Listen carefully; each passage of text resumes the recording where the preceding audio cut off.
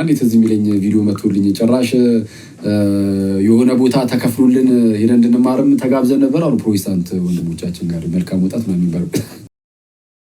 ሰላም እንዴት ናችሁ? ከዚህ በታች ስማቸውን የምዘረዝራቸውን ወንድሞች ሜንሽን እንድታደርጉልኝ እና ምክንያቱ ደግሞ መልካም ወጣት 2017 ኤክስ2 ራይት ላይ ሙሉ ወጫቸውን የሸፈንኩላቸው ስለሆነ ነው። ወንድም ፈለጋት ናቴዎስ፣ ወንድም ሚኮ፣ ወንድም ያያዘለታ፣ ወንድም ደምረው፣ ወንድም መጋቢ ሐዲስ ኢንጂነር ዘአማኑኤል፣ ወንድም ቢኒ የሳንጃይ ከፒያሳ፣ ወንድም ጋዲሳ፣ ወንድም ልደተ ቃል፣ ወንድም ሚኪያስ፣ ወንድም አክሊለ እናንተ በ2017 መልካም ወጣት ኤክስ2 ራይት ላይ መታችሁ ብትሰለጥኑ ሙሉ ወጫችሁን እኔ ሊንዳና በድሎ የሸፈንኩኝ መሆኑን እገልጽላችኋለሁ። አረ እንደው በጌታ ሊድባቸው እንዴ! አይ ጥሩ ማስታወቂያ ነው የሚሰሩት፣ ግን ይመቻቸው። አንዴ መዝሙርን እንስማና ካረሳውት እመጣበታለሁ። አስታውሱኝ።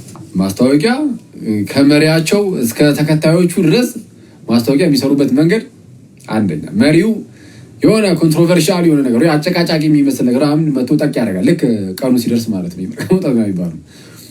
ከዛ በኋላ ጭቅጭቅ ይፈጠራል። እሱ ላይ የተለያዩ ዱላ ይበዛበታል። ከዛ በኋላ ይወጣና መልካም ወጣት ሲደርስ ሁሉም ይነሳብኛል።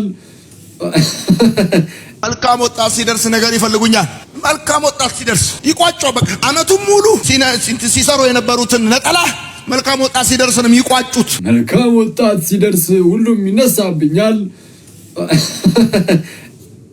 እኔ በጣም ጸዴ ነው። በቃ ይመች። አንተ በጣም ጉበዝ ነህ።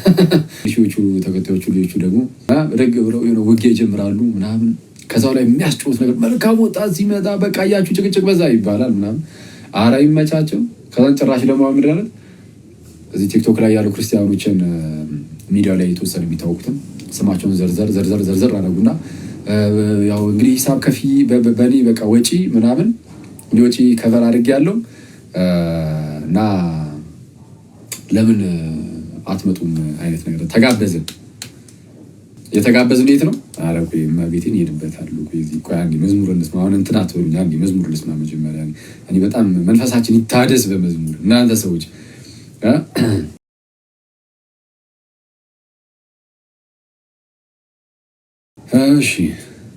እሺ በቃ አንሄድበት። ግን ዝም ብለን ግን ያው ማስታወቂያ እንድንሰራላቸው ስለፈለጉ እንስራላቸው። ማስታወቂያ ፈልጓል። አይ ቲንክ ቀዝቀዝ ብሎባቸዋል መሰለኝ። ለመቶ ኦርቶዶክሳውያን በነፃ እናመቻች።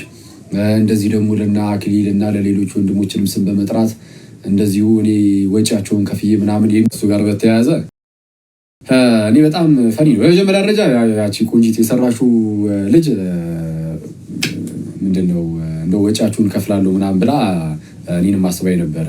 እንደው ወጪ ይሁን ይችላልው ናና በቃ ዛስቲ እንደው ጆይን አድርገን መልካም ወጣት ምናምን ነገር ብላኛለችና የሚያስተምረው ወንድማችን ዮናታን ነው።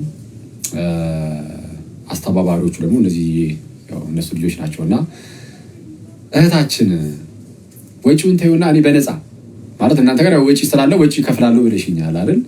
እኔ ጋር ወጪ የለም። ቴሌግራም ላይ በነፃ መሰረታዊ ክርስትና ትምህርት ሰጣለሁ። ፕራይቬት ቻናል ላይ ዋናው ቻናል ላይ ሳይሆን በነገራችን ላይ ጋይስ ፕራይቬት ቻናል ትምህርት እንሰጣለን። መሰረታዊ የክርስትና ትምህርትን አሁን ዋናው ቻናል ላይ ምናምን እዚህም እየመጣን ምናምን የተለያዩ ትምህርቶችን ማለት እንሰጣጣለን ምናምን።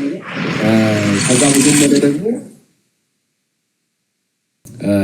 ሰው የተለያዩ ጥያቄዎች ቴንኪው እሺ ወንድሜ የተለያዩ ጥያቄዎች ሲነሱ ምናምን ነገር መልስ እንሰጥ የለ። አሁን እዚህ ላይ ስንመጣ ከነዛ ነው የምናደርገው። የተለያዩ ጥያቄዎች መልስ መስጠት ምናምን ነገር የተለያዩ ርዕሶች ሲነሱ እዛ ጉዳይ ላይ ሪፍሌክሽን መስጠት ምናምን ነው። መሰረታዊ ክርስትና ትምህርት ግን ያስፈልጋል። ስለሚያስፈልግ ቴሌግራም ላይ እንሰጣለን፣ ግን በነፃ ነው የምንሰጠው፣ አናስከፍልም። ያሳዝናል አይደል? የተወሰነ ማስከፈል የለብንም ጋይስ፣ አይገባም? እሺ አናስከፍልም ምናምን በነፃ የተቀበለውን የእግዚአብሔርን ቃል በነፃ እንሰጣለን። ያው ወጪ ስለሌለብንም ቴሌግራም ላይ ገብቶ ማስተማር የሚፈልገው ነገር ምንድነው? ይሄ ቴክስት ዩኒኮና አላየውም ይቅርብኝ። እሺ ጥቁር ጉንዳን አላውቅም ምን እንደሆነ በነገራችን ላይ ጥቁር ጉንዳን ትኛለች ቲቱ ወይ ግቢና አስታውሽኝ። እና ምንድነው ያው ቴሌግራም ላይ ወጪ ስለሌለብን ቴሌግራም ላይ ገብቶ ለማስተማር የሚያስፈልገው ጊዜ ነው። አክቹአሊ ጊዜ ራሱ ወጪ ሊሆን ይችላል፣ ግን ኤኒዌይስ ኖርማል ነገር ነው። እና ኤኒዌይስ በአጭሩ በነፃ እንሰጣለን። ይሄን ያነሳሁት ለምንድን ነው?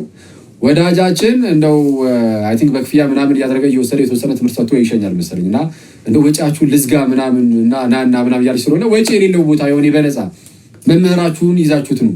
እኔ እናንተ ብቻ አይደለም መሰረታዊ ክርስትና ትምህርት የሚያስፈልገው ለመምህራችሁን ጭምር ነው። ክርስቶስን ነው የምላችሁ። እኔ ይሄንን እየቀለድኩ ብቻ አይደለም።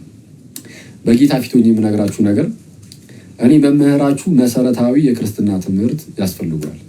እኔ የኔ ቴሌግራም ቻናል ላይ መጥቶ ደግሞ የኛ የቴሌግራም ቻናላችን ላይ መጥቶ ደግሞ የምሰጠውን የመሰረታዊ ክርስትና ትምህርት እኔ መጥቶ ቢከታተል እኔ አክቹዋሊ ለክርስቲያን ወንድነቶች ብቻ ነው የምሰጠው እነሱን የማጽናት ምናምን ነገር እንዲሁ ቢሆን ጌታ በዛ ውስጥ ትንጥዬ ቢያስተምረን በሚለው ማለት ነው። ግን ለእናንተ ግን በቃ ፈቀድኩ። በፊት የተሳሳተው ውስጥ ታውቃላችሁ አይደል? ምን ነበር የተሳሳተው? ጌታ ኢየሱስ ላይ ነው የተሳሳተው። በቃ ባጭሩ ክርስቶስ ላይ ያውም ሰውነቱ ላይ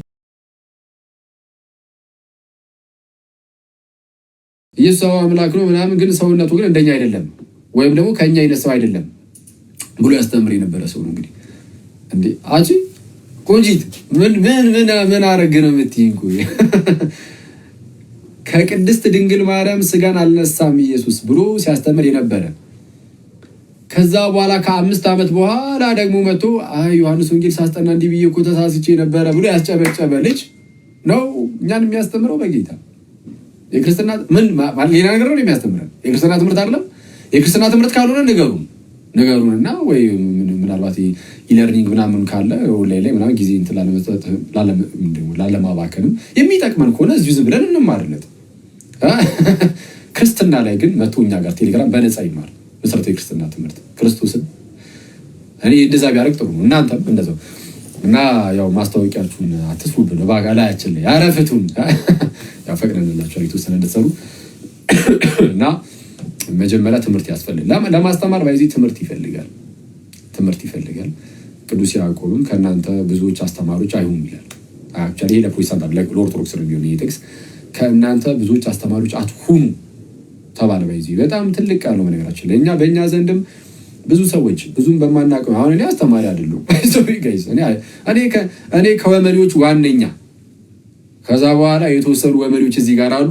ከዛ ዝም ብለን ወመሪዎች ሰብሰብ ብለን ግን ያው ኢየሱስን የምንወድ ስለሆንን ቤተክርስቲያናችንን የምንወድ ስለሆንን በዚህ በቅዱሳን ህብረት ውስጥ ሆነን ደግሞ ተስፋ የምናደርግ ስለሆንን እንግዲህ የቅዱሳንን ፈለግ ለመከተል የምንሞክር ጌታችን ኢየሱስን ተስፋ የምናደርግ ስለ አምላካችን ስለ እግዚአብሔር ማወቅን የምንፈልግ ወደ ቅዱስ ሚስጥር ለመቅረብ ምናምን ነገር እንደው የምንታተር እንደዚህ አይነት ፍላጎት ያለን ሰዎች ሰብሰብ ብለን ትንሽ እያወራን ብቻ ነው እንጂ በእኔና በእናንተ መካከል የአስተማሪና የተማሪ አይነት ግንኙነት ያው የለንም፣ ታውቁታላችሁ። እና ምንም ሆነ ምን ግን እንደው ይሄ ማስተማር ከተባለ ማለት ነው ሰው ለማስተማር ሲወጣ በጣም ዝግጁ መሆን ይጠይቃል። በጣም አደገኛ ነው። አንዳንዴ በማስተማር ውስጥ ሰውን በጣም ሊገድል ይችላል። ማዳን እንዳለ ሁሉ መግደል ደግሞ አለ እና ጥንቃቄ ይፈልጋል። ከእናንተ ብዙዎች አስተማሪዎች አይሁኑ አለ ቅዱስ ያዕቆብ እና እንደዛ በማለት ውስጥ ጥሩ አለ። እሺ ነውስ መጽሐፍ ቅዱሳችንን አሁን እናንብ። ዛሬ ቅዳሴን በዛው እንድትወዱ ነው። በነገራችን ላይ ከቅዳሴ ጋር በተያዘ ባለፈውም ብያችሁ ነበረ። ቅዳሴ ወደ ጌታ ደስታ የመግባት ሚስጥር ነው የሚለው የቀሲስ ዶክተር መብራቱ ኪሮስ መጽሐፍ። በእሷ መጽሐፍ ትንሽ ጊዜ እንማማራለን። እስቲ ጸልዩልኝ ምናምን። በጣም አንዳንዴ በቃ እየተሳነፈን ነው። እሱን ነገር በጣም ባሳካው ጥሩ ነው እና ሌሎች ጉዳዮችም አሉ። ቢመርግጥ ጸሎታችሁ አትለየኝ እናንተ ሰዎች። የምሬ ነው። ክርስቶስን በጸሎት ምናምን አለቀልኝ። የምር እኔ እንደዛ ነው ፊልም ማድረግ። በጣም በእናንተ ጸሎት እንዳለው ነው ፊልም ማድረግ እና በጌታዬ ምህረት ማለት ነው። እና አንዳችሁ ለአንዳችሁ ጸልዩ። በተለይ አኪለ ሰማዕትን አትርሱት።